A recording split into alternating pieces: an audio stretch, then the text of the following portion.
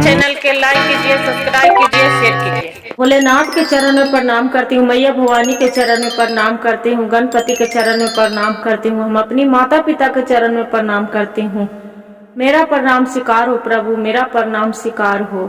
सभी देव देवी के चरण में प्रणाम करती हूँ। मेरा प्रणाम स्वीकार हो प्रभु, मेरा प्रणाम स्वीकार हो। में एक ब्राह्मण रहा करता था।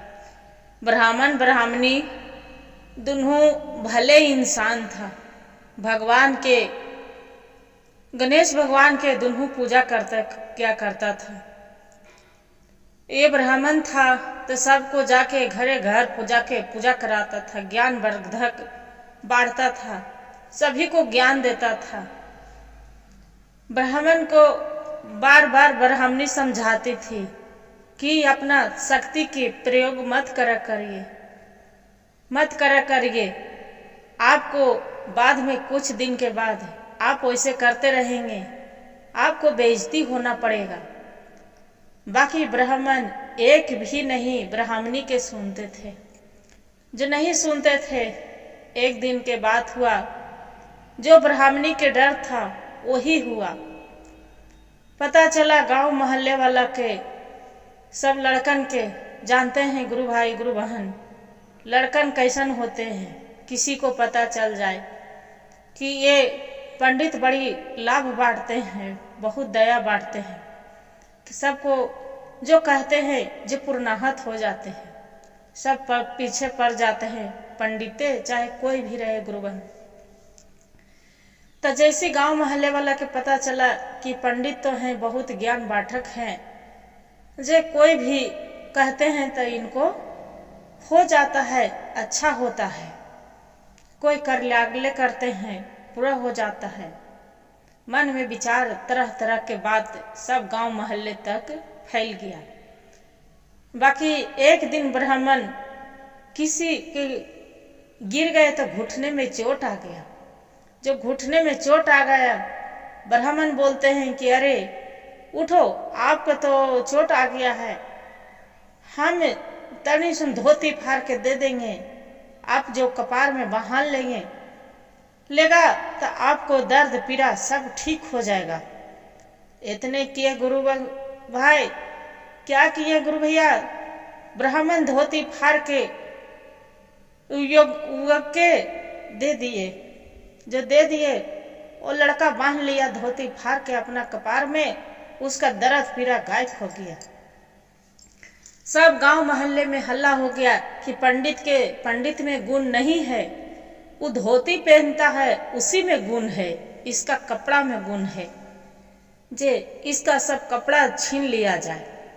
क्या किए ब्राह्मण पीछे पीछे भागते लड़कन था गांव मोहल्ला के, दौड़ते दौड़ते ब्राह्मण के पीछे दौड़ रहा है। बाकी ब्राह्मण भागेगा तो कितना भागेगा।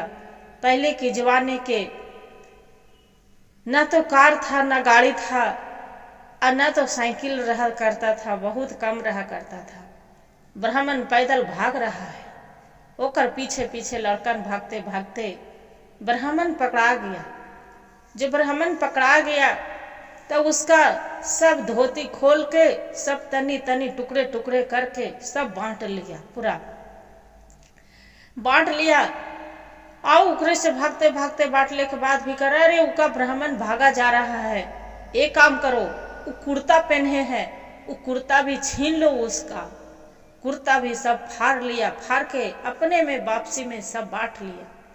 बांटते बांटते ब्राह्मण के एक लंगोटा बच गया। जब लंगोटा बच गया, अब ब्राह्मण क्या करे, लंगोटा पहन ही वैसे ब्राह्मण भाग रहे हैं दीदी।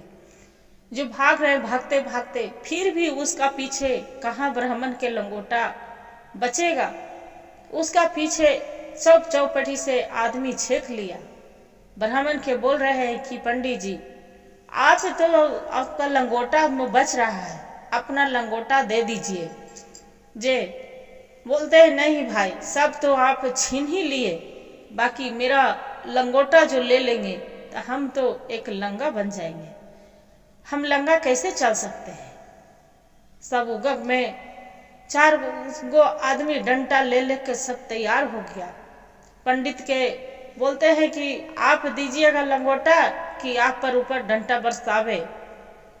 आप राड नहीं सुनते धर्म के कथा, जैसी अब ब्राह्मण है आप हमनी के बात नहीं सुनेंगे। आप पहले एक लंगोटा दे दीजिए, बाकी लंगोटा ब्राह्मण अब लंगा हो जाता, उसका वजह से नहीं दे रहा था।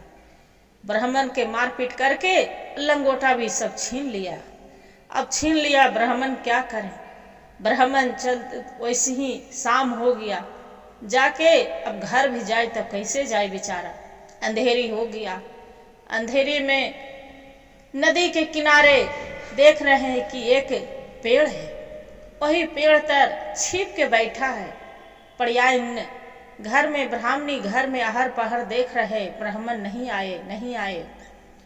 ब्राह्मण सोच रहा है कि कोई सुबह के आएगा तो वह के कोई की आएगा मेरे गांव मोहल्ला से, स्नान करे नदी में, उसका बोल देंगे मेरे पत्नी बरमहल कुछ न कुछ देह पर रखले रहते हैं, ब्राह्मणी से मंगवा लेंगे कि मेरा गमछा लेके आ जाएंगे। घर में धोती दूसरा वाला वही धोती पहन के घरे चला जाएंगे।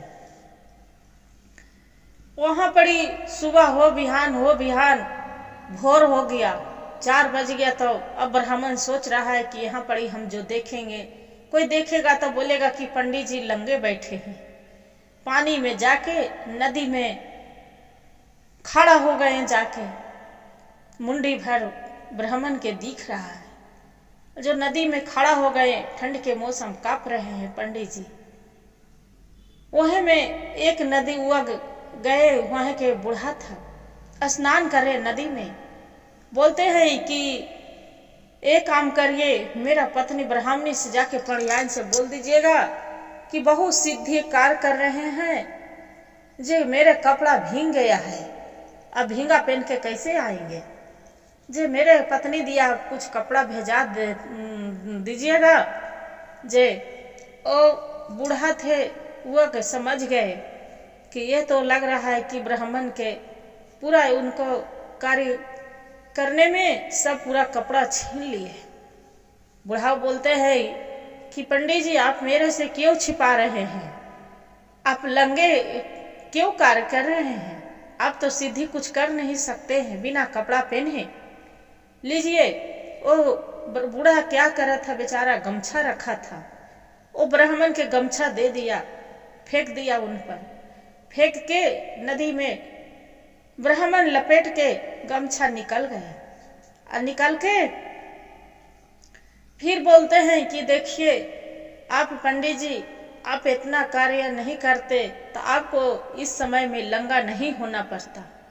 पर ब्राह्मण बोल रहे हैं बूढ़ा बाबा के कि देखिए आप मेरा बेइज्जती तो हम ऐसी हो चुके हैं, मेरा बेइज्जती करके गांव मोहल्ले वाला इतना कर दिए हैं, आप तो भी मत करिए।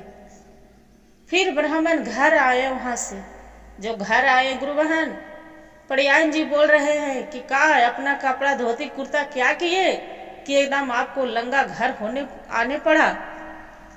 यही से आपको बार बार हम समझाते थे कि झूठों के अपना शक्ति मत दिखाइए करिए कि आपको ऐसा है कि कपड़ा सुधा तक छिना गया, आपको लंगा होने पड़ गया।